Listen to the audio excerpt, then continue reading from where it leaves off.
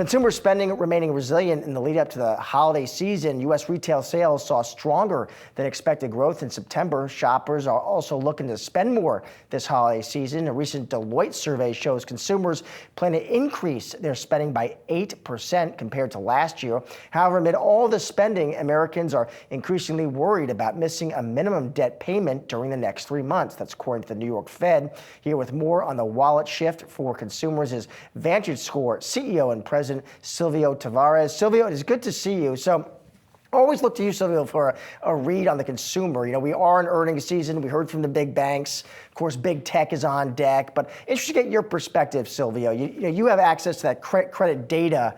When you're looking through that, what do you see? How healthy, how strong does the consumer look to you right now? Well, the consumer looks healthy, but the reality is there's definitely risk on the horizon. Both banks see it and consumers see it. According to our monthly VantageScore credit gauge indicator, banks actually throttled back on new credit accounts in the most recent period in September across every major loan category: credit cards, auto loans, personal loans. Every category, banks cut back.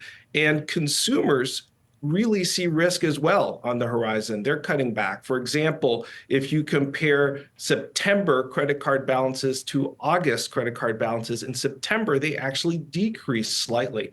And part of this is just the upcoming election. Consumers are uncertain about what's going to happen next. And banks are also uncertain about what's going to happen next, and they see risk on the horizon. The two presidential candidates have very different economic policy agendas. And so basically, both are basically taking a pause. You know, when we talk about the consumer, Silvio, you know, obviously not one consumer. There's many kinds of consumers, you know, low income, middle income, high income. What kind of differences are you seeing?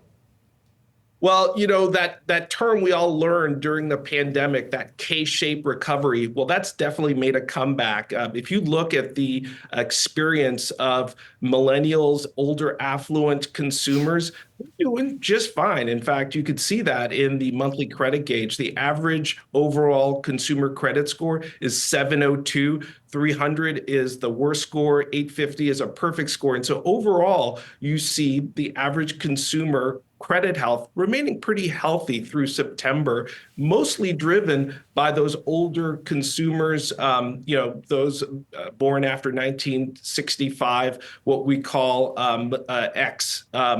Now, on the other hand, younger, less affluent consumers, they are actually struggling. And in fact, they're continuing to struggle even more in the most recent period. We saw delinquencies across all credit products really increasing for those younger, less affluent consumers. And really what's driving a lot of that difference in experience is whether you're a homeowner or not. If you're older, you own your own home, you've got a cushion there, you're not exposed to inflationary pressures. Younger folks are not homeowners typically, and they are struggling with the increased interest rates and the very high rate of inflation that we've seen over the last 24 months. You know, Silvio, the Fed already cut once, delivered that outsized cut. We have any number of strategists. Had one very smart strategist today on the show who said, you know, listen, they continue to believe they're going to keep cutting because inflation just is not where Jay Powell wants it to be. How much of a tailwind potentially is that for consumers, including the consumers you're highlighting as facing more challenges? Well, it's definitely a tailwind, but the reality is it does take some time to hit. And we saw that in the September numbers, right? September was when we saw the Fed cut rates. And we had expected some more lending or a pickup in lending and actually, quite frankly, an increase in demand among consumers. But actually, that didn't happen. And so that's quite notable. So I think the Fed is going to look at this data and they're going to really have to think about whether they do a more aggressive rate cutting. But the reality is there's some challenges with cutting rates too aggressively. You don't want to be in a position where you reignite inflation. So definitely a balancing act. But I think if you look at just the way consumers are using credit, there are some warning signs. There are some flashing signs, particularly on the credit card front. Having said that, Silvio, you know, holidays fast approaching. What would be your guess about consumer spending during this holiday season? You think they spend, even if they have to take on more debt to do so? Well, I think there's definitely a desire to spend more, but I think a lot rests on how this election plays out. If you look at the data for the most recent period in September, credit cards in particular are flashing a lot of warning signs. Delinquencies were up across all products. Delinquencies were up on a 30 to 60, 90, and longer basis, really across every vintage of loans and age of delinquencies. Everything is flashing red. So I think consumers do want to spend more, but the reality is they're uncertain about how the election is going to play out.